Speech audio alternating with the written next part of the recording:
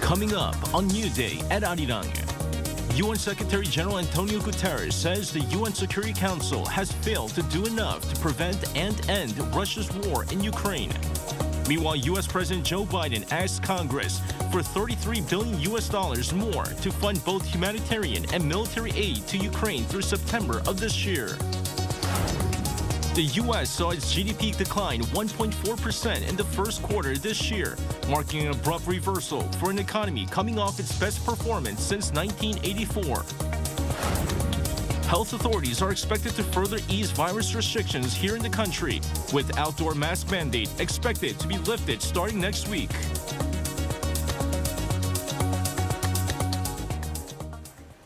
Hello and welcome to New Day at Arirang. It's Friday, April 29th here in Seoul, South Korea. I'm Oh Soo-young.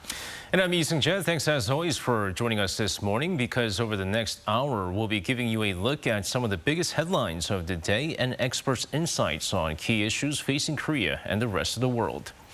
Now, speaking of which, our top story this morning, UN Secretary General Antonio Guterres, who's in Ukraine following his visit to Russia, has criticized the UN Security Council for failing to prevent Moscow's invasion of its neighbor. But he stressed that his organization will never give up efforts to help the people of Ukraine. Kim Yo-sun has more. The UN chief has criticized his own Security Council for failing to prevent or end the war in Ukraine. Speaking during a joint press conference following his meeting with Ukrainian President Volodymyr Zelensky, UN Secretary General Antonio Guterres explained that the failure is a source of great disappointment, frustration, and anger. However, he stressed that UN staff are working every day for the people of Ukraine. Saying that Ukraine is now an epicenter of unbearable heartache and pain, he underscored that the UN will never give up.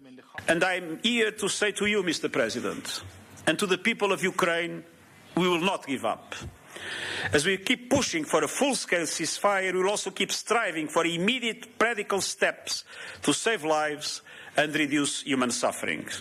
He also highlighted that his organization is doing its utmost to enable the safe evacuation of civilians and soldiers trapped at a steel plant in the city of Mariupol.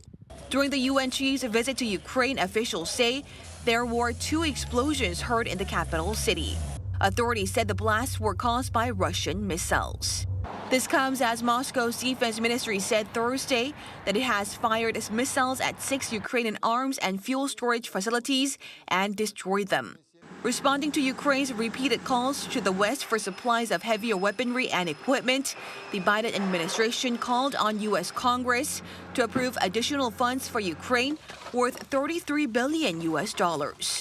Biden also said that his country was working with South Korea, Japan, and others to help fill the energy import needs of Poland and Bulgaria after Russia decided to halt its gas supply to these countries.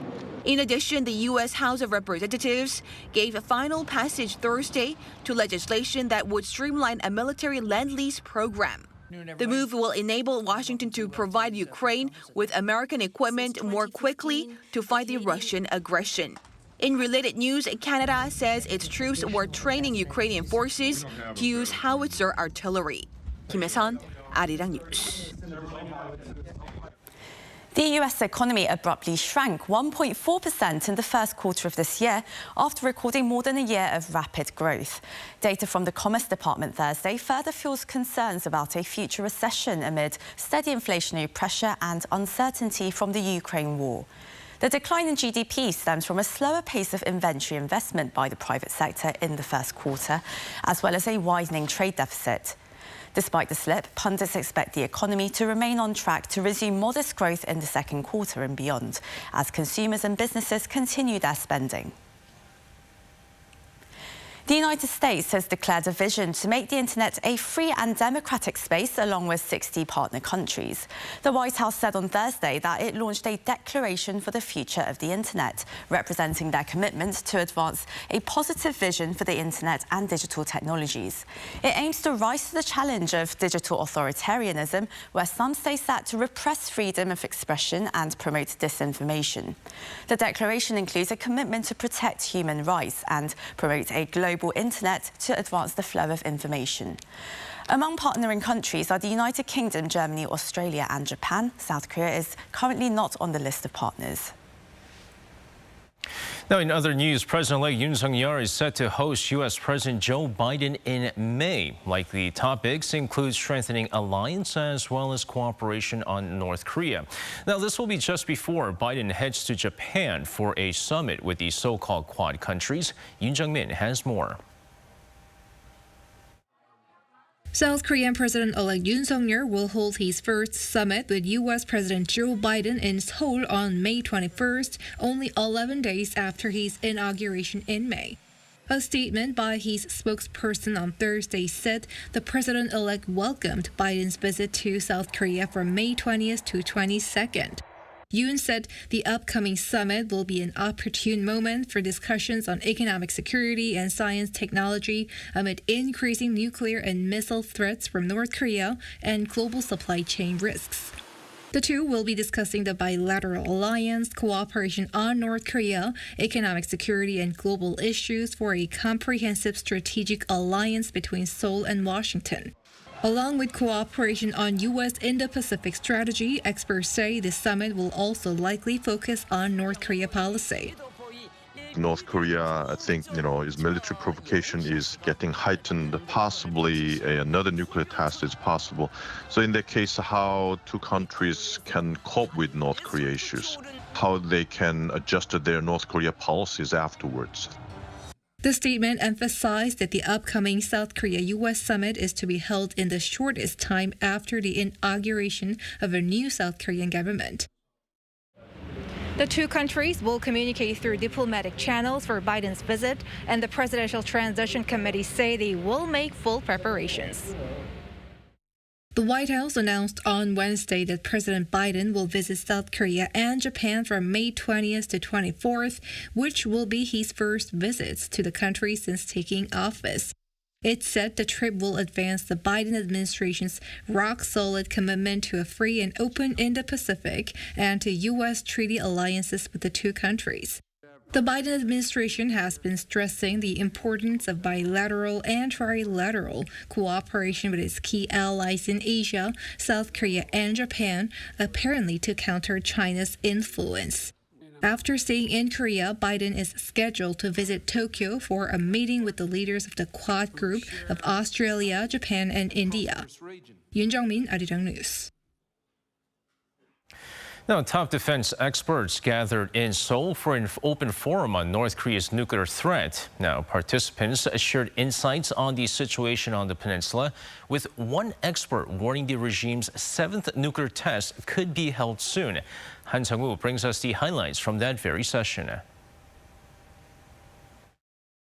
A South Korean government researcher predicts North Korea will conduct its 7th nuclear test fire another intercontinental ballistic missile, and also launch military satellites sometime after May, as the regime continues to expand its nuclear program. U.S. President Joe Biden is visiting South Korea in May, so the North may be considering doing it then. The projection came at a forum held by the Korea Institute for National Defense Analyses on Thursday in Seoul, where the nation's top defense analysts came together to discuss North Korea's current nuclear capabilities and how South Korea should respond.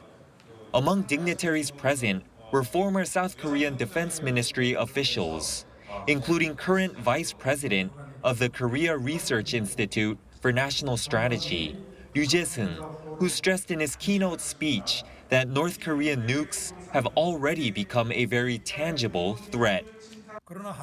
From South Korea's perspective, North Korea has long since crossed the so-called red line. We must face the fact that the regime's tactical nuclear weapons and hypersonic missiles are aimed at us, not United States. In response to rising tensions, experts say South Korea must upgrade its so-called three-axis defense system into a more comprehensive program. Methodologically speaking, our current three-axis system's means of offense is rather limited to physical force. But this should be expanded to include non-physical means such as cyber, laser, and electronic combat. The forum comes at a critical time, just a few days after North Korean leader Kim Jong-un, during a speech at a military parade, seemingly threatened the preemptive use of nuclear weapons should the North's fundamental national interests come under threat. Han Sung-woo, Arirang News. As part of a nationwide tour, President-elect Yoon travelled to the central Chungcheong region this week. On Thursday, he visited a railway station in Cheonan where the GTX Metropolitan Express line will be extended and was briefed on the project. He also visited a new town in Hongseong and then paid his respects to the Korean independence activist Yoon Bong-gil at a memorial hall in Yesan. Yoon also headed to the cities of Daejeon and Asan. In a meeting on Wednesday with Klaus Schwab, the founder of the World Economic Forum, he was invited to next year's Davos Forum. Schwab also met with the chair of the Presidential Transition Committee, An Chol-soo, and discussed technologies related to memory semiconductors, AI, and secondary batteries.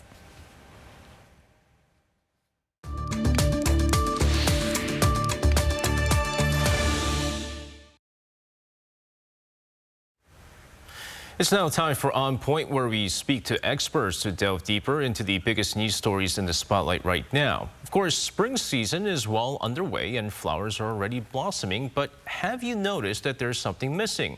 Well, you might have noticed that there's not a lot of bees these days. Well, I've definitely noticed that, Seung-jae. And, well, in fact, the number of bees have been declining at an alarming rate, raising major concerns for scientists and environmentalists alike. So why is there a decline in the bee population and what kinds of impact could it have? For this, we connect with Dr. Choi Yong-soo, an apiculturist of the Department of the Agricultural Biology at the National Institute of Agricultural Science. Thank you so much for joining us today, Dr. Choi. Hello. It's lovely to see you. And, well, first off, bees have been on the decline, the population of bees, to the point where I don't think I've seen a single bee this spring. So it's sort of a broad question, Dr. Chair, but why is there such a decline in the bee population? Yes, the recent deaths of honeybees in Korea can be expressed as the winter loss. In order to find out the cause of the deaths of honeybees in winter, we visited damaged beekeepers across the country, starting in the southern region from January. According to the survey, two main causes of the recent honeybee deaths were estimated. One is climate change, and the other is drought, thought to be the outbreak of varroa mite in colony. In detail, it was very warm in February, March, and April last year. As a result, acacia flower bloomed early. And in May and June, when honey was produced by honeybee, low temperature, strong winds, and rainfall made it difficult to collect honey from flowers. Honey productivity has been poor for 2 years due to these weather factors. The decrease of honey productive caused honeybee to lose their immunity and shorten their lifespan, as honeybees cannot eat honey other than the factor that beekeepers' income have decreased. As honeybees' immunity weaken and their lifespan decrease, the occurrence of disease and pests increased in honeybees. And it's difficult to control honeybees in Korea if they cannot control them in the early stage because they have resistance to the insecticidal materials that they use. Therefore, early control is the most important, but last year many honeybees occurred early. In addition, in order for honeybees to survive survive stable in winter, many worker bees must be secured in September and October. But due to the occurrence of honeybees and irregular weather condition in autumn, they started wintering without enough young worker bees. Finally, we from mid-November to mid-December last year, honeybees whose immune system was reduced due to the warm weather were the outside hives. Honeybees can die, many worker bees. Another thing that we want to kind of talk about is I understand that climate change obviously had a huge reason for why there's a decline in honeybee population, but we've also been seeing a large number of wildfires occur in the eastern regions of the country, which happens to be some of the regions where you're seeing a decline in bee population there. So did that have to do with also the decline in bee population? The forest fire did not significantly reduce the bee population. Unfortunately, it is worrisome that many honey production trees have been burned down due to forest fires, and the food of honeybees has been reduced. I worry about it. And Dr. Che, well, how much of an impact will the decline in bee population have on Korea's agricultural scene in the short run and in the long term? 70% of the world's top 100 crops are pollinated by honeybees. If honeybees go extinct, humans cannot survive. In the short term, if the number of honeybees continues to decrease in Korea, the production of crop pollinated by honeybees decreased, leading to an increase in crop price. In the long term, if honeybees become extinct, it will be difficult for Koreans to survive due to food storage. Yeah, from what I understand, again, just if bees do go extinct, something like the human race can only survive about 3 years is what I saw. So I guess the big question now is, how do you solve the problem of bee population decline? What are some of the things that we can do in our daily lives to help, I guess, increase the bee population? First, it is important to plant many flowering trees to provide a good habitat for honeybees to live where from spring to autumn. Second, the people need to be considerate and respectful of beekeepers, because beekeepers protect honeybee so we can survive. Well, we must be nice to the beekeepers, of course, and do what we can in order to survive, to help these bees survive. Very critical for humanity, it seems, according to what you said, Dr. Che. Thank you so much for your insights today, and have a lovely weekend. Yes, thank you.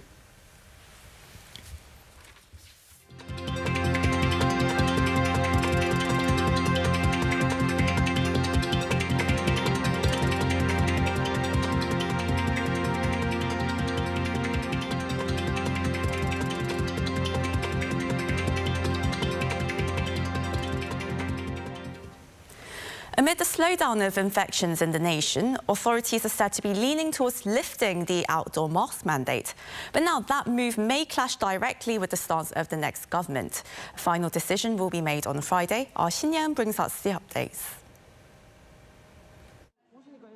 South Korea is continuing to see an overall drop in daily COVID-19 infections. On Thursday, the country logged 57,464 new infections, down by more than 19,000 from the day before. To shift the pandemic to an endemic, authorities have asked for active booster shot participation from older adults. Authorities have cited studies from Israel that found people aged 60 and up who've received a second booster shot had a 78% lower death rate compared to those who had gotten just one. So far, only 10% of people in this age group in Korea have received a second booster shot. In light of the drop in infections, authorities have also been discussing whether to lift the outdoor mask mandate. The Central Disaster and Safety Countermeasure Headquarters is set to announce its final decision on Friday, which would mark 2 weeks since the country eased most of its distancing measures. Yonhap News Agency reported on Thursday that authorities are leaning towards lifting this mandate starting next Monday. This is mainly because the country has already downgraded COVID-19 as a level 2 infectious disease from the highest level 1. But lifting mask mandates in early May goes against the plans of the Presidential Transition Committee. While unveiling a 100-day roadmap on how the new Yoon administration will tackle COVID-19, the committee's chairman An Chol-soo said they would only start considering lifting outdoor mask mandates from late May. Meanwhile, travelers to South Korea will still have to submit a negative PCR test result taken within 48 hours. While many have been asking for a reversal of this measure due to a small number of imported cases, health authorities said they would like to remain vigilant and stop any new variants from coming in. But authorities are considering whether to allow rapid antigen tests instead. 신예은, Arirang News. During his election campaign, President-elect Yoon promised more compensation for small businesses hit by the current government's virus prevention measures. The Transition Committee laid out its own plans to provide financial support to cushion the blow. Kim Do-yeon has the details. The chairman of Presidential Transition Committee and COVID-19 response team, An Chol-soo, says more than 5.5 million small businesses will be eligible for COVID-19 relief under the new compensation system. And according to the committee's calculations, in total, businesses lost $42.4 billion while following the virus prevention measures put in place by the current government. During the election, because we were not the ruling party, we only had the estimates. But as we've become the ruling party, we were able to see clear data, which has been a big help. In addition to this, Chairman An said the compensation rate will be raised from 90% set by the current government, meaning merchants will have more of their losses covered by the state. The incoming government also plans to raise the minimum amount given, which is currently 500,000 won, or roughly $400. Taking all this into consideration, the incoming government will come up with a second supplementary budget for this year. That will need parliamentary approval. So the Yoon administration will have to cooperate with its opposition, the Democratic Party of Korea, who holds the majority in the National Assembly. The specific amount for each business will be calculated depending on its losses, but according to reports, the team is considering capping the payment at around $4,700. An added, extending loan payment due dates and tax relief are also going to be used to help the suffering businesses. We're not just going to stop at compensating the losses. We want to help the businesses actually get back on their feet and become pillars to the country's economy. One of the major measures includes transferring business owners' loans from secondary financial institutions to major banks in the country, which would lower the interest rate. Kim Do-yeon, Arirang News. Now, in other news, South Korea's two biggest tech companies beat market expectations in Q1, logging their highest ever quarterly sales. Samsung achieved this feat thanks to semiconductor and smartphone sectors, while LG was driven by home appliances and auto parts. Here's Ji-young with a breakdown of the digits. Samsung Electronics for the third straight quarter has logged its highest ever sales for respective quarters. The South Korean tech giant announced on Thursday that its sales from January to March jumped 19% on year, amounting to a record $61 billion, reaching an all-time high in quarterly sales. Samsung also said its operating profit for the first quarter stands at roughly $11 billion, up more than 50% on year. Samsung attributed the rise to its smartphone and home appliance businesses, recording their highest quarterly sales since 2013. Analysts say, despite the first quarter usually being a slow time of the year, robust sales of semiconductors and displays led to the strong earnings performance. Better performance of memory, semiconductor and foundry businesses has largely driven Samsung Electronics' solid earnings. Flexible OLED also recorded better than expected earnings, which led Samsung Display to post robust sales. The analyst also said the earnings are expected to be higher in the coming months as Samsung Electronics conventionally enters its peak season in the second half of the year. Meanwhile, LG Electronics also posted earnings that were far better than market expectations. It logged an all-time high quarterly sales of around $17 billion, a surge of around 19% compared to the same period a year earlier. The operating profit for the period came to a record of about $1.5 billion, up over 6% on year. The company said sales for its home appliances and air solution businesses hit record highs in quarterly sales in the first 3 months of this year. One analyst says LG's auto parts division managing to reduce losses has contributed to the strong earnings performance. LG Electronics auto parts have reached economies of scale and its losses significantly shrank as the product mix became more profitable with a rise in powertrains and headlamps. He added that in the second quarter, the company's auto parts division is expected to turn into a profit-making business. 엄지영, Arirang News. Now, though much of the quarantine rules have been lifted, the pandemic has left us with some tasks to do before traveling overseas. So what should we take note of in terms of preparations and expectations when taking flight? Well, our Lee Hyun went to a tourist hotspot in the Philippines to show us how COVID-19 changed the way people travel. It's been more than 2 years since the outbreak of the COVID-19 pandemic, and people are now once again eager to travel abroad as countries around the world begin to reopen up their borders. However, compared to the pre-pandemic levels, some entry procedures have changed, and global travelers are being notified of updated safety guidelines. I myself have had the chance to travel overseas for a business trip after 2 years of the pandemic, and these are some of the unfamiliar things that I've experienced. When traveling to another country, you should find out their entry policy for foreigners. Some countries require a PCR test and quarantine period after arrival, while some are lifting quarantine measure for fully vaccinated travelers. The Philippines, where I visited, did not require fully vaccinated foreign travelers to quarantine, but travelers do have to take an antigen test 24 hours prior to departure or a PCR test 48 hours beforehand to prove their negative status. Also, the country strictly managed travelers' health by requiring that visitors download a mobile QR code showing their flight details, where they are staying, vaccination status, and more health-related information.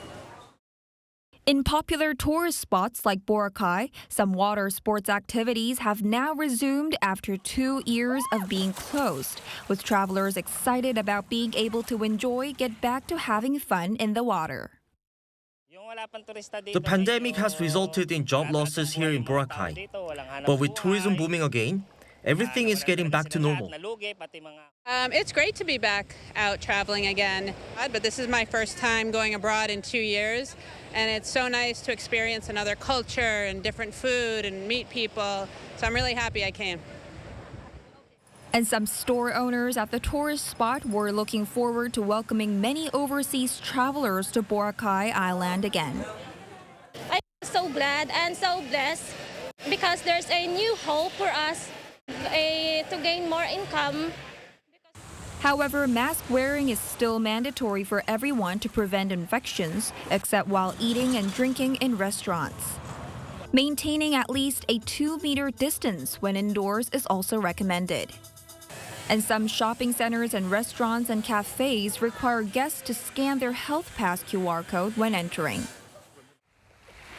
Although some virus restrictions remain at tourist spots, many are now looking to travel abroad as a way to escape from the stresses of the pandemic. Lee Hyun, Arirang News, Boracay.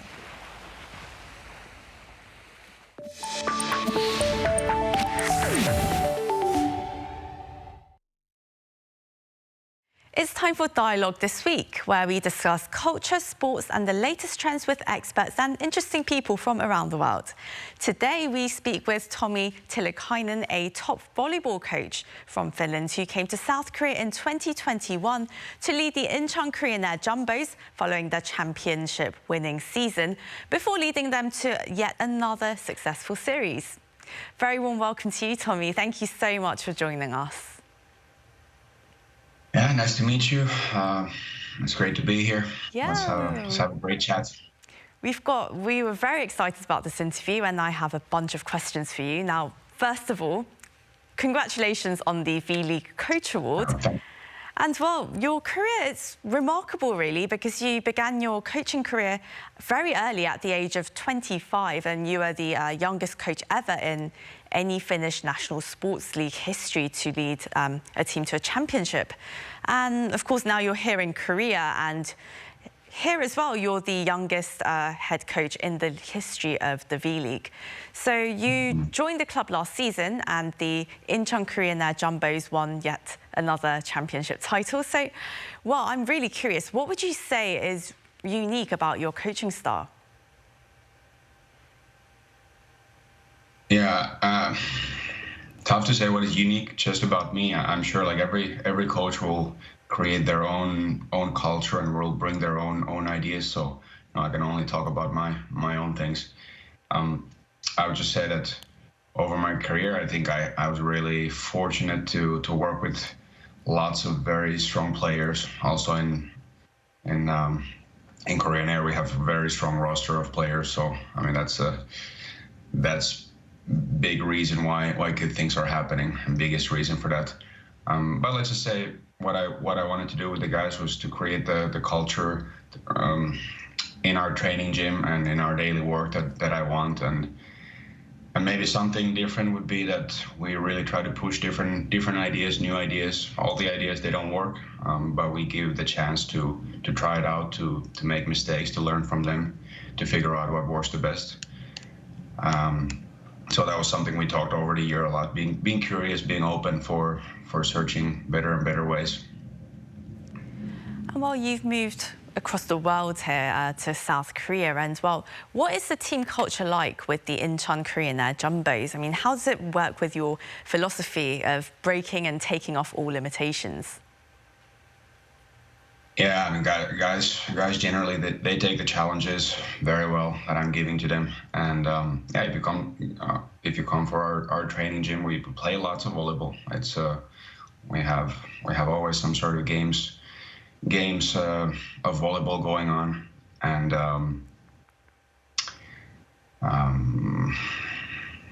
yeah, about the culture, what would I say is that we have everybody really zoned in, understanding that we have lots of freedom outside the court, but when it's game time, when it's training time, everybody are really zoned in, going 100%, putting focus in our daily work. So hopefully, if you come for our gym, you feel that something special is happening over there. That's something what we want to create. I see. And well, upon choosing to come to South Korea, you said you were looking for an adventure. So, well, first of all, why South Korea, and why the Incheon Korean Air Jumbos? Yeah, well, I visited Korea a couple times when I was working in Japan with my team there, and I also visited Korean Air facilities some years ago, maybe 4 years ago, and yeah, ever since I thought that if there's a chance to come to Korea, I would really love to be part of Korean volleyball and challenge myself and see how I can help there. And yeah, the opportunity came. I was contacted by Korean Air, and for me it was very clear that this is a challenge I want to take. And yeah, I'm happy to make that decision. I'm really happy that the club gave me a chance for that. And well, you had a very memorable season, and what would you say were some of the key moments that would have perhaps contributed to the adventure that you were seeking? Well, we started the season with a little bit different system. We play with two opposites on the court. which is a little bit unconventional system, but we saw potential in it at the beginning. Then when our roster was full, all the players were healthy and ready to play, we came back to, let's say, more normal systems. But the beginning was quite interesting. It was a new experience for me also. Then of course there was some moments during the year that we started giving more and more ownership for the leaders on the team to really to lead the team on the court, and giving more and more voice for the players. And I think that was big turning point for everybody, feeling good, working together. So maybe I would say those two, like starting with a little bit special way, then you know, at the beginning me pushing my ideas a lot for the guys, and then eventually guys taking over and having ownership. And while your coaching has taken you to various places around the world, and you did begin your coaching career in Finland, then you went to Germany, then to Japan, and now here in South Korea. So I wonder what makes volleyball different in Asia compared to Europe? What really are the differences that you noticed? Yeah, well, to put it really simple, black and white in a way, that probably Asia there's more skill, and then in Europe there's a bit more physicality. Maybe that's something I could say. I don't know if it really is like that always, but I like that. You know, in Asian volleyball there's more skill work, more skills on the court. And of course, your coaching career has taken you to many places around the world, and communication has been said to be one of your strongest points while you were in Europe. And how has that been a challenge for you, though, during your time in Asia, your 4 years in Japan, and now here in South Korea? Yeah, of course, it's difficult to work with people if we don't have the same language. And in Japan and Korea, I've been working with translators, and yeah, it's just tough that you can't have the one-on-one conversation that you could if you speak the same language. So it's obviously more difficult to have a connection for people. But I must say that especially our previous year, our translators really made this topic as easy as possible for me, and I'm sure all the foreigners in our team. So, but yeah, of course, this is something that is very different if we don't have the same language. Amal, you've been in Korea for over a year, and it seems that you've already caught on to this 빨리빨리 or hurry culture here in South Korea. And it seems that you've been perhaps adapting your coaching style a little bit. How have you been incorporating this into your coaching, and is it working out for you? Yeah, Pali traffic is crazy. I think that's part of it too. Yeah, no, generally I think in our sport we want to play fast volleyball. Our slogan was that we wanted to play fast and smart. That's something we really pushed, and I think we could reach another level in the future. We can do more of this, more in both areas, being faster, being smarter.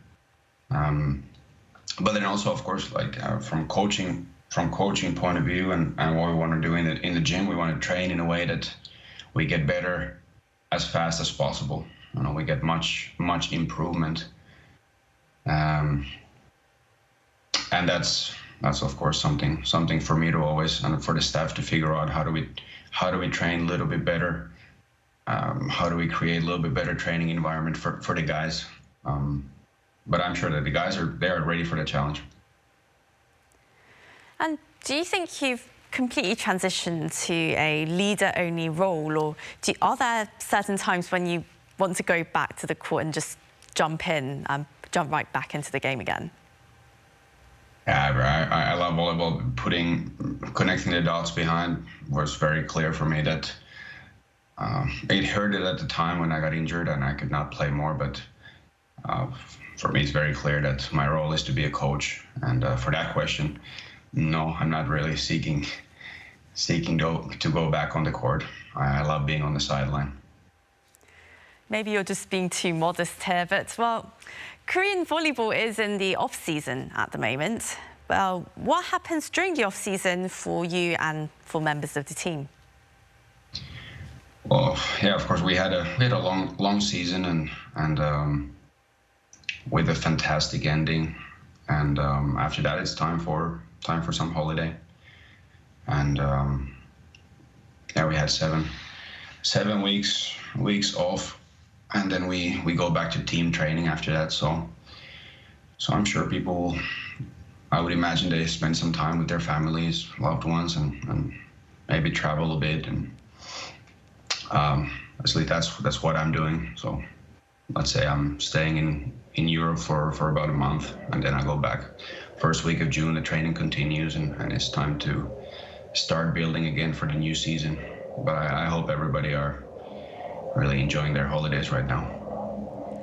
Well, here in South Korea, most COVID-19 restrictions have been lifted, and by the time that the new volleyball season starts later this year, things might actually be back to pre-pandemic normal situations. So what should volleyball fans be looking forward to?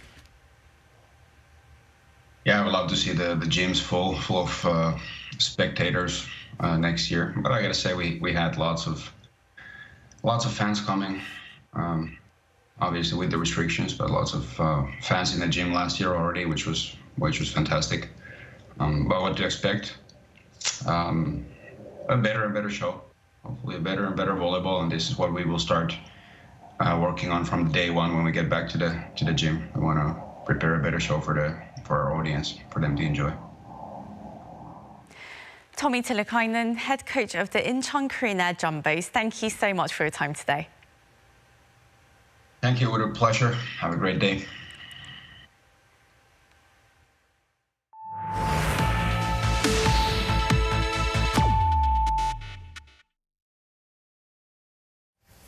Now, the country's biggest showcase of independent and experimental films, the Junju International Film Festival, has kicked off. Now, the global event is back to full scale and in person for the first time in 3 years. Kim Bo-kyung provides a glimpse of what to expect. Shining light on independent, experimental films. The 23rd edition of Junju International Film Festival has kicked off its 10-day journey on Thursday. This year's festival is significant in that it is full-scale and in-person. Festival landmark, the Junju Dome, has been set up for the first time in 3 years and will act as a centerpiece for the entire festival until the closing ceremony takes place on May 7th.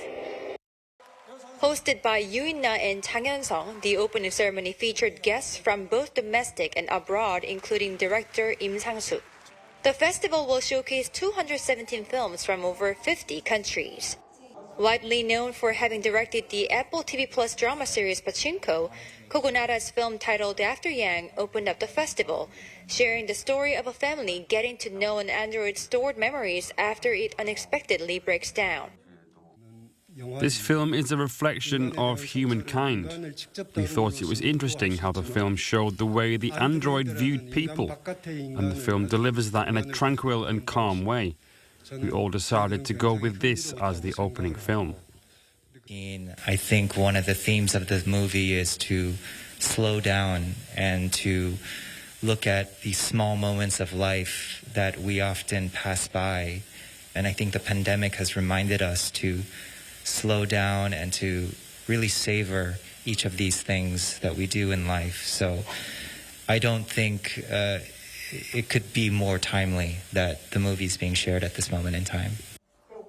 Special programs make the festival a more dynamic experience, such as a retrospective on director Lee Chang-dong, director Yeon Sang-ho's selection of films, and even a music festival.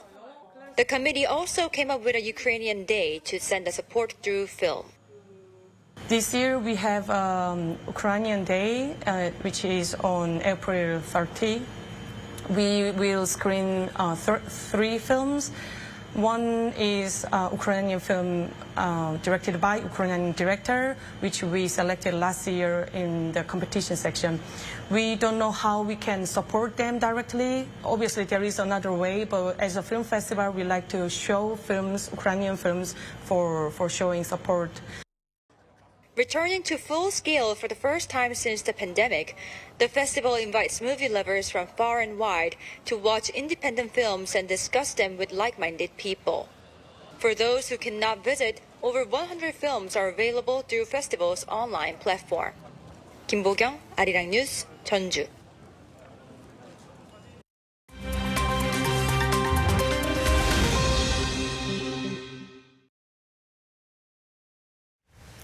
For a look at news from around the world, we now turn to our Matthew Ashley standing by at the Arirang newsroom. Good morning to you, Matthew.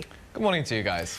Good morning to you, Matthew. Now, let's start things off with some updates over in Beijing as the city has taken further steps to combat a rise in COVID-19 infections. That's right, SJ. The capital city has shut schools and suspended weddings and funerals in an attempt to avoid a Shanghai-like lockdown. Now, according to the city's education bureau, all schools have been ordered to finish classes from Friday, with no resumption date announced. District testing mandates affecting 20 million residents have already seen a surge in panic buying at local supermarkets as people stockpile supplies. Now, in light of this, authorities on Wednesday announced a crackdown on price gouging. Beijing health officials announced only 50 new cases on Thursday, bringing the total from this spike to 150. Now, turning to Ethiopia, where child malnourishment has reached crisis point. This comes as the country faces its worst drought in 40 years, while the city of Gov't's main pediatric ward has been flooded with patients. A Reuters report on Tuesday said the drought has forced many to abandon their homes, with some 10,000 people receiving treatment at a displaced people camp close to the hospital. With 3 consecutive failed rainy seasons in the Horn of Africa, the United Nations World Food Programme said around 15 million people face food insecurity. The number is expected to rise to 20 million later this year. Elon Musk's starting 9% Twitter stake that he bought in April is being investigated by the Federal Trade Commission. Reuters reported on Thursday that the FTC inquiry will look at whether Musk bought that stake to influence Twitter's management or if he looked to be a passive shareholder. In his filing with the U.S. Securities and Exchange Commission on April 4th, Musk marked his stake as passive. The FTC will also investigate if the Tesla CEO complied with antitrust reporting requirements at the time that he acquired the shares in early April. Those found to have broken such rules can be fined up to $43,000 per day. Barcelona Football Club are set to temporarily leave their home stadium while it's being renovated. Barcelona's famous Camp Nou stadium will begin 3 years of renovations this June. They will still play there next season at almost full capacity, but will move to the Olympic Stadium in Montjuic for the 2023 to 2024 season. The club will be back home in 2024-2025, but will only have 50% of seats available. The renovations are slated for completion during the 2025-26 season, and in order to fund renovations, Barcelona raised $1.58 billion and approved a financial plan during a referendum in December.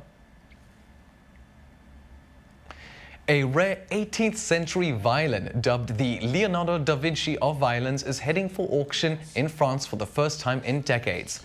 The violin was made in 1736 by Italian craftsman Giuseppe Guarneri, and only about 150 of his instruments are known to exist. According to the auction house, the instrument could fetch as much as $4.2 to $4.7 million. The violin is being sold by Régis Pasquier, a world-famous French violinist. Pasquier hopes that by selling the violin, which is almost 300 years old, he'll be able to pass it down to the next generation of musicians. The auction will take place on June 3rd.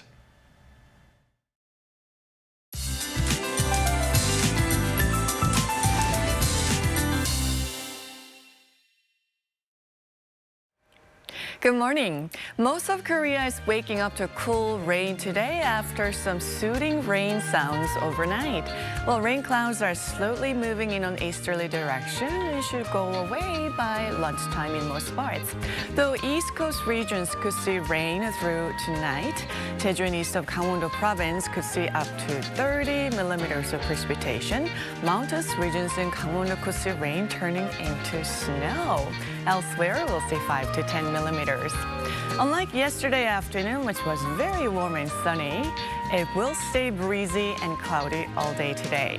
Afternoon temperatures will be about 8 degrees lower today, and readings will stay slightly below season norms this weekend. The wind is making things feel a bit cooler than actual temperatures this morning, and lows are similar to slightly higher than the same time yesterday, hovering around 10 to 12 degrees Celsius in most parts of the country. Highs will be 2 to 8 degrees lower today, Seoul topping out at 18 degrees, Daegu at just 15 degrees Celsius this afternoon, and normal to good air quality expected across Korea. With that, here's a look at the weather conditions around the globe.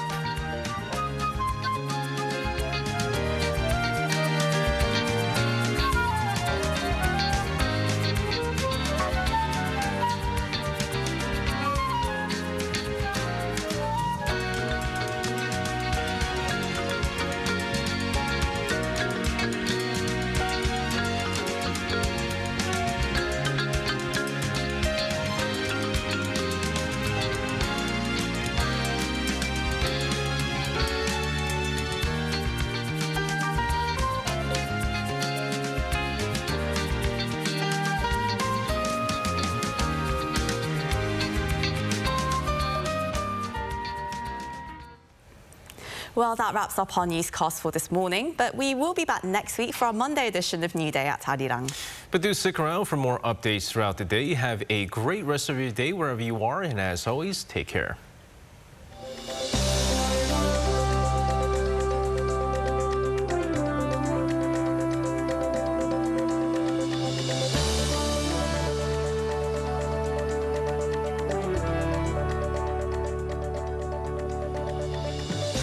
환영합니다. 웰컴 투 대구. Bienvenue, 대구. 하이, 라이, 따치오. 대구니 요코소. 알람피 대구. Bienvenido a 대구. Welcome you all. For the first time in Korea, the largest conference ever, the future of green